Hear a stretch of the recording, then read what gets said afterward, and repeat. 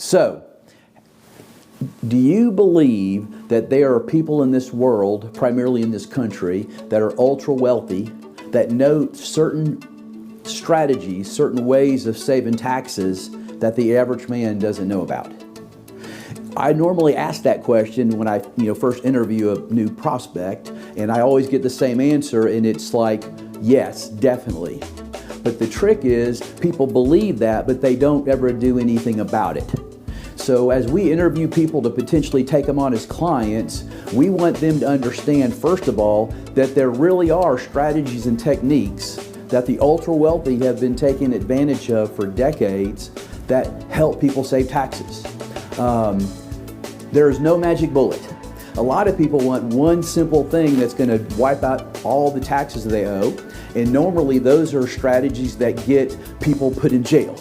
So we don't believe in any like one size fits all. We also don't believe that there's some magic bullet out there that can just wipe out all your taxes. However, there are multiple strategies, and they're not all for everyone. That's why literally we interview people to sort of see what they have going on in different ways that we can help them in different strategies that would apply to them. But simply put, normally there's more than one strategy per person, and when you put all those different strategies together, people save taxes.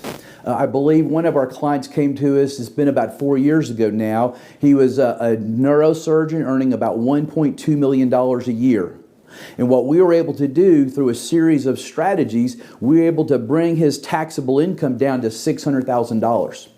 So just think about how much that saved him in taxes. And all he really has to do, as long as the laws stay in place, he just applies those same strategies every year, and he's saving those same taxes. But the cool thing is, the IRS or the government or whatever, they're always changing the code. The code is like a giant book with lots of rules and regulations in there. But if you can stay on top of the changes, a lot of times there's loopholes in there that people can take advantage of to once again actually save taxes. The government is not out to just wipe us out because they want us to succeed as business owners, because we employ people, and that allows people to get a paycheck and to eat food and to keep their power bill turned on. So they do give us ways of making our business more profitable and protecting our businesses, and some of those ways are actually strategies that can be utilized to save taxes. I've been doing this for 29 years, and I have basically discovered two things. During probably the first decade, I worked primarily with physicians. And what I began to see is basically a trend, and this was the trend. You have a highly paid person who is very smart, or they wouldn't be cutting people open, okay? And they would have a stockbroker, they'd have an insurance person, they'd have a lawyer, they'd have a CPA, they'd have all these great people helping them. They were their friends. They played golf with them. They went out to dinner with them. But what I came to discover is these people, these different advisors, were not talking amongst themselves. When I interview someone for the first time, I say, think about all these people you're getting advice from. When is the last time they met together at the same place or same time or Zoom together to ask the question, what are we doing for this family? What are we doing for this business owner? Are we all on the same page? And what I've discovered is not only does that not happen, or very, very seldom does it happen, but because it's not happening, that's where there's waste created, because the one hand doesn't know what the other hand is doing. It's sort of like going to a symphony, and if you ever go to a symphony in the very, very beginning where they're all practicing, it's pure noise. But then all of a sudden that person gets up there, that man or that woman with that, whatever wand, and taps, and all of a sudden beautiful music comes out of that orchestra because all those people are now in sync. Most people, they have a plan, but it's not in sync with all their other plans. That's one thing I've come to discover. The other thing I've come to discover is this. Most really, really good CPAs, they're really, really good CPAs. But because they're good, they work from cane to cane, especially during tax time, which means they basically spend their time filling forms out correctly, okay, keeping the IRS off our back, and they will answer questions when we have them, Okay? And everything we tell people about, all the different strategies we discuss, we encourage them, go check this out with your CPA. But the reality of it is, because most very good CPAs are so busy, they don't have time to be proactive. In our business, we do tax mitigation. And so most accountants come October 15th, they're sort of time to go on vacation for a little bit because, the first part of the year has been crazy for them. But for us, we go crazy the last quarter of the year because that's the time to really find what deductions are still available that we're trying to squeeze in basically by 12/31, if you know what I mean. This prior year, we met a new client, brought her on board in December, and literally discovered a way to create a $1.2 million tax deduction before the end of 2021. There's certain things you have to take advantage of during a calendar year. There's certain strategies that you actually can take advantage of up until the time you do your tax return. But the point is this: someone has to be researching all of that. Someone has to be staying up with the tax law changes. Someone has to understand your business, how much cash you have, how much profit you have, what kind of write-offs are out there that you're not taking advantage of. And that's what we do. We proactively look at a person's financial world. One thing that we utilize is a model that was created by an economist a little over 30 years ago. And picture an x-ray diagram in front of a radiologist, where basically he can look at that and he can see things on that picture that no one else sees, that the doctor who's examining him doesn't see, and in a sense even the doctor that's eventually going to operate doesn't see. But that radiologist can see it and tell that doctor, both of them, this is what the problem is and this is what needs to be done. We use a model that literally allows us to see every financial decision a person is making on one page. And that's literally the information that the CPA has, the stockbroker has, the insurance person has, the attorney has, et cetera, et cetera. But it allows us to see things in a holistic way or in a macro way, and that's really where we find areas of waste. And we find, simply put, strategies that create deductions that help people hold on to more of their money so they can grow their business, so they can keep employing people, so that people don't starve to death. I'm not a CPA. We have CPAs that we can refer out to, but primarily people come to us for tax mitigation. Yesterday I had a call from a client. And so this client, very successful business lady, very little debt, has done a lot of things really, really well. But the deal is, as you pay things off and as you grow your business, more and more money starts piling up. And if you don't do something about it, next thing you know, you're paying Uncle Sam hundreds and hundreds and hundreds of thousands of dollars. So we had mentioned two things to her. The first thing we had mentioned to her is the idea of putting her children on payroll. Okay? This is a simple strategy called income shifting. It's a way that a business owner can shift income away from their personal return to their child. Okay? And the deal is this: if you follow the IRS rules, it's totally legitimate. And so what does that look like? Number one, the child has to have some type of responsibility. Okay? And let's just say you're going to pay the child $1,000 a month. If you put an ad in the newspaper, an ad online to hire someone for $1,000 a month, they're not going to work for you 40 hours a week. They're going to work very, very little. But at the end of the day, there are certain things that young people can do that they could earn payment for. And we've literally had people with younger children who literally use those children in their advertisements, and they charge a modeling fee. We've had clients who get lots of junk mail. They have their kids go through the junk mail and pick out the bad stuff and throw it away. We have a lot of clients who hire their kids to do stuff on computers, to do stuff online, to check things for them that, once again, maybe you call it grunt work, but it's stuff that needs to be done, or you can't focus on how you really make money. But simply put, you have to have a responsibility for the child, number one. Number two, they need to get a paycheck, whether that's once a month, once a quarter. Just like a regular person who's going to work for you, they're going to want a regular paycheck. However, if they're minors, that means you're on the account with them. That's okay. So when you write that paycheck to them and they deposit in your joint account, You have literally created a deduction, an offset to your taxes through expensing out what they've done for you and for your business. Now, once that money's in there, you might say, well, so all I've really done instead of paying, 40% in tax, I've given all this money to my kid. But the reality of it is this. Kids are expensive. And you're probably paying for their cars, their car insurance, their trips to Disney, their college, whatever.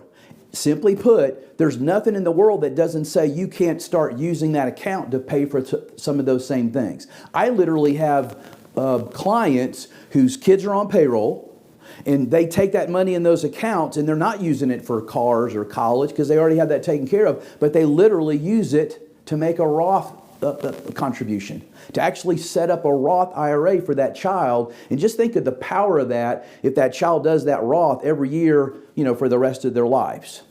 So the next thing that has to take place is, you need to file a kiddie return. In other words, you need to show to the Uncle Sam that, hey, my child was on payroll, they got this much money, and you're going to report it. The beauty of it is this. Right now, an individual filer can take a standard deduction of $12,600 and basically offset the taxes on up to $12,600. And even if they got paid more than that, or they had, let's say, a second job working at Wendy's, once again, let's say they earned another $8,000. They're going to pay a little bit of tax on that $8,000, but once again, at a significantly reduced rate versus your rate as a business owner who's really making money. But my point is this, my client called me up. She'd actually shared this with her accountant, and her accountant said, well, you can't do that because you can't have a full-time student and a full-time employee. Well, first of all, there are plenty of people who work full-time jobs and who are full-time students, number one. Number two, there's absolutely nothing against someone who is a full-time student and works part-time. That happens all the time. So simply put, a lot of people just aren't informed, and a lot of people try to do things the wrong way. We're not saying that. We're simply saying follow the rules that the IRS provides, do things properly, pay people with a real paycheck, don't pay them all at the end of the year, make it legit, just like if you were paying a person off the street. But that's a simple tax deduction that if, I had 6 kids, so just think of that, 6 times whatever that number was, it really added up. So this same client had also spoken to their, financial advisor, because in her company, she actually has a 401k Roth option, which I love because a lot of my people make too much money to put money in a Roth. They might do backdoor Roths, but it's a little bit of money, and potentially in the near future that could go away. But in her company, she has a Roth option in her 401k. And I said, you should max that out.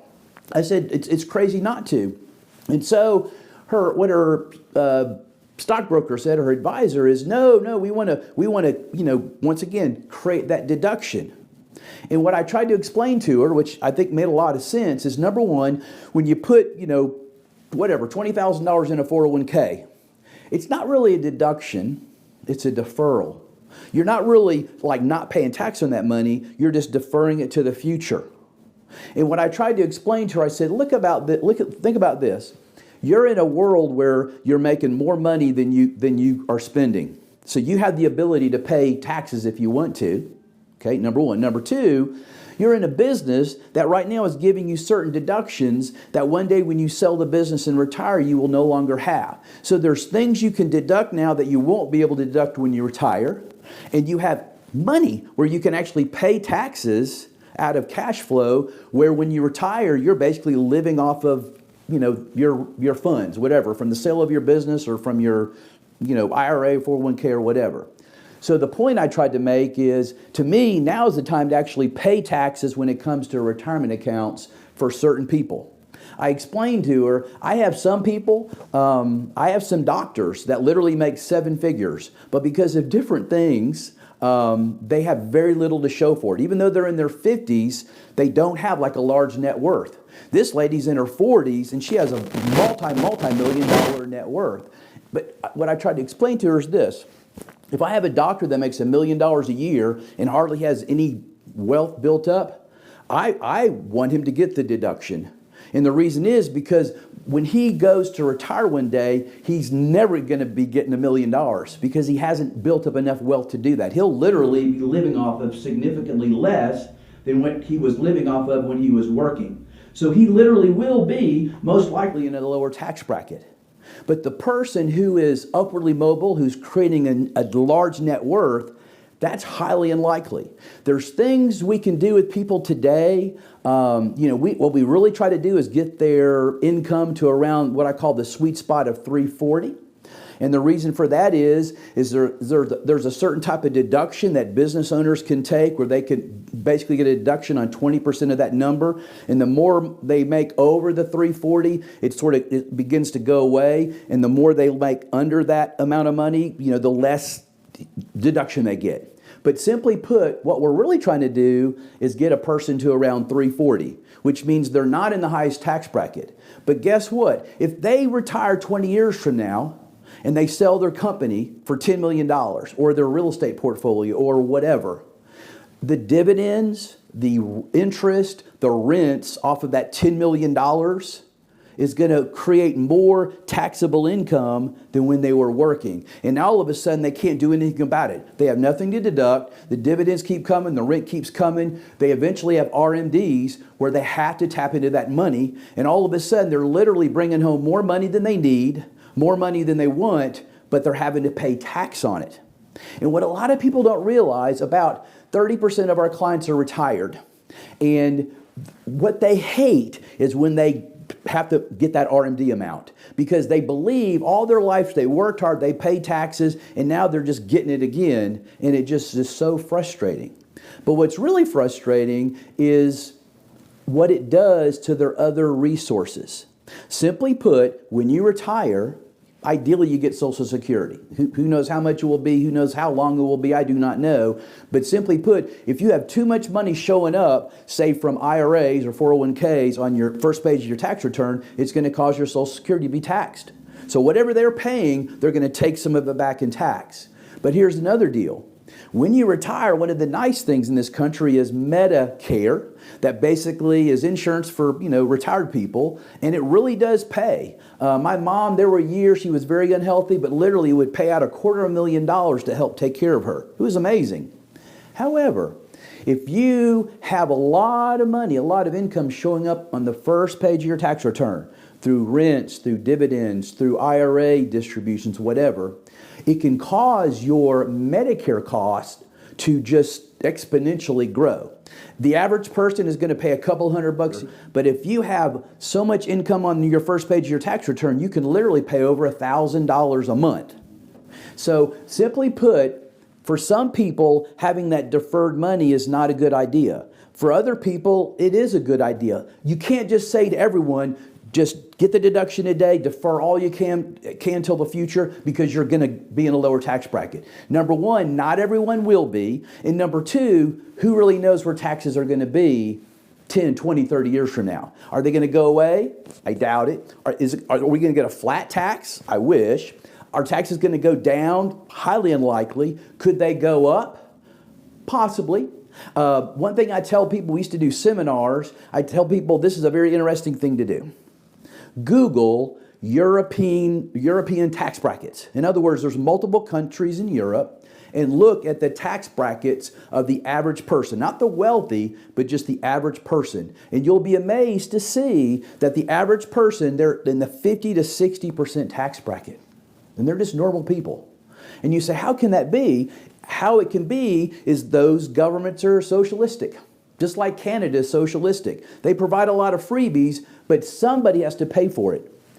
In our country, I can't predict the future, but are we becoming more socialistic or less?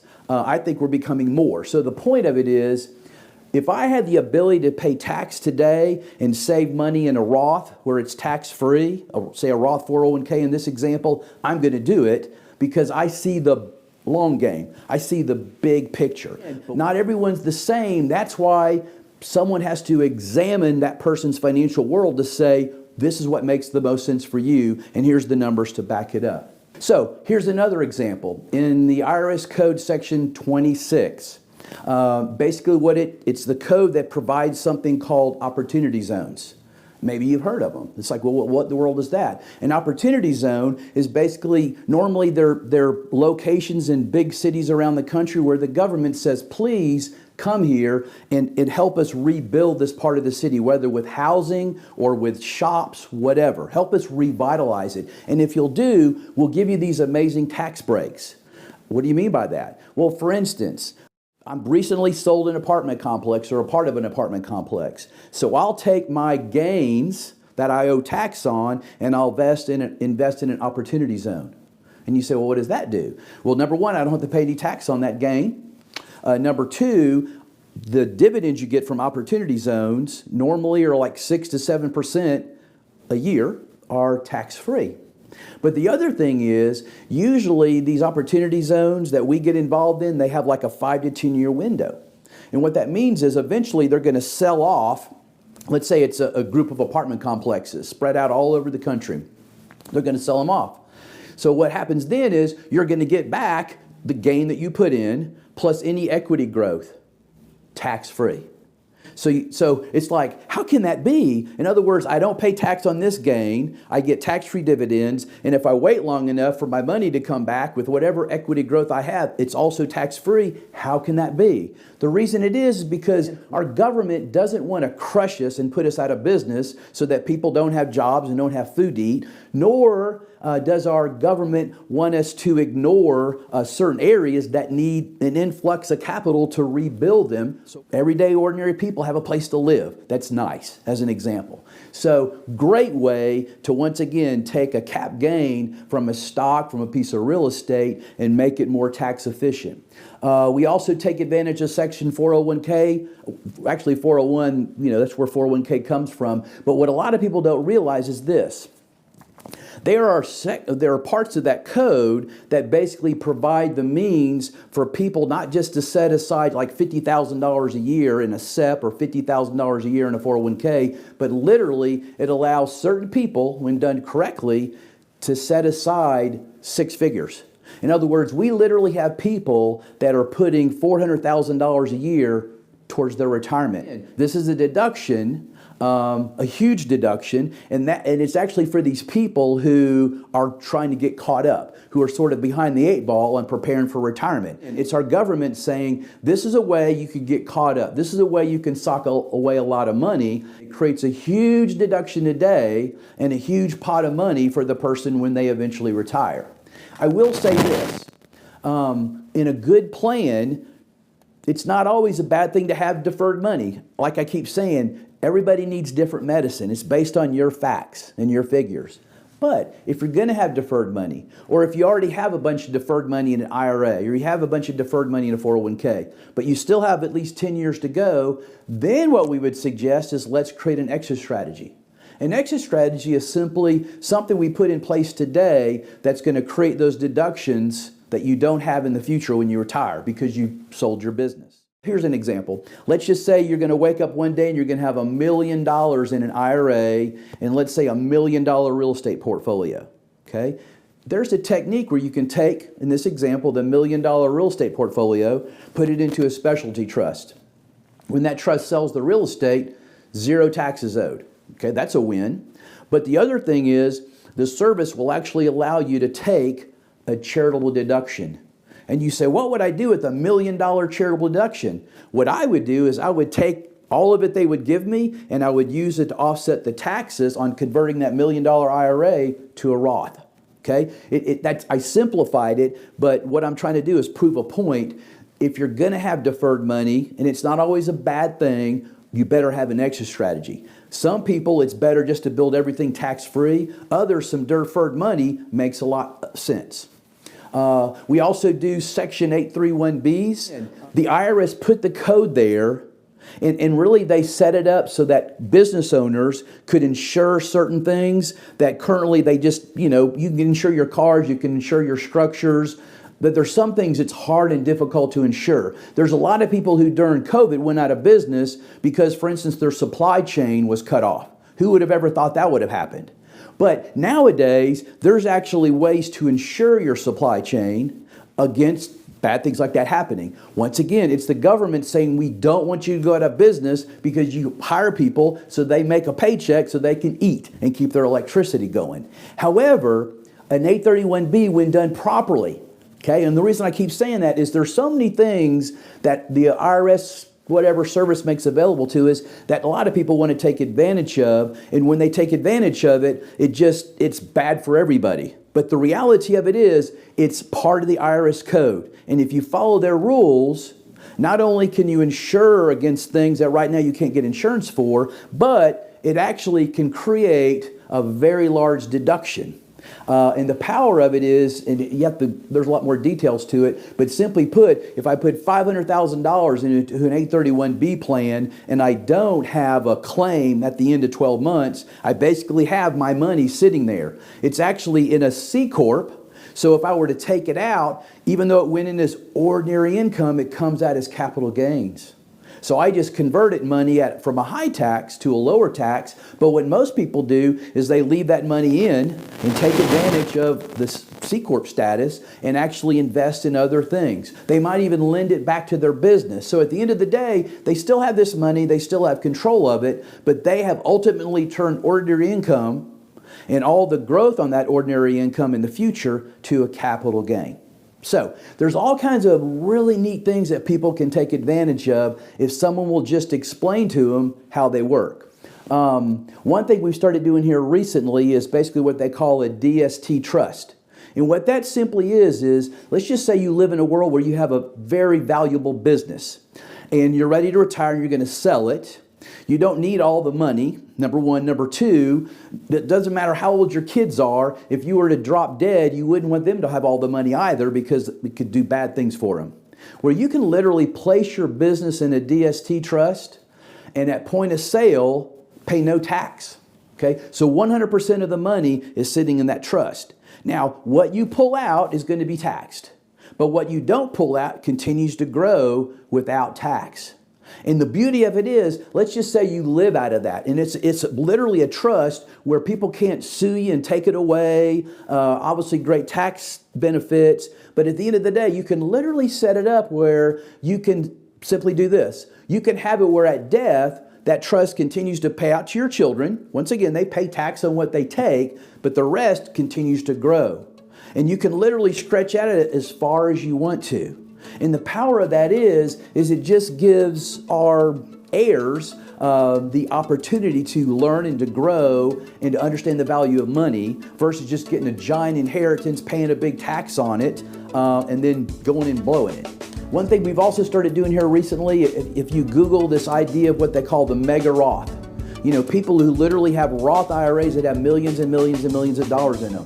What a great place to have money. You're not paying tax, it's invisible, it's not hurting your Social Security, it's not hurting your Medicare costs, it's protected from creditors. When your children inherit it, instead of them having to take it out over a 10-year period and pay tax on all that money, they literally can pull it out right away and pay no tax, or they can let it keep compounding tax-free for another 10 years. It's knowing how to set these structures up. Wonderful things available to us if we understand the code and we know how to take advantage of those things. And what we really try to do at One Atlanta, work with our clients to create an individual plan that fits their cash flow, that fits the assets they currently have, that fits their desire for the future, to provide a plan that makes sense both today and tomorrow as far as the taxes they pay today and as far as the taxes they'll pay in the future. So it's been great sharing some of our ideas with you today. If you have any questions, we'll have the number included here. We would love to have you give us a call.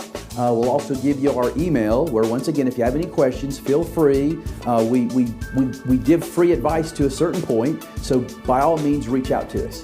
Thank you.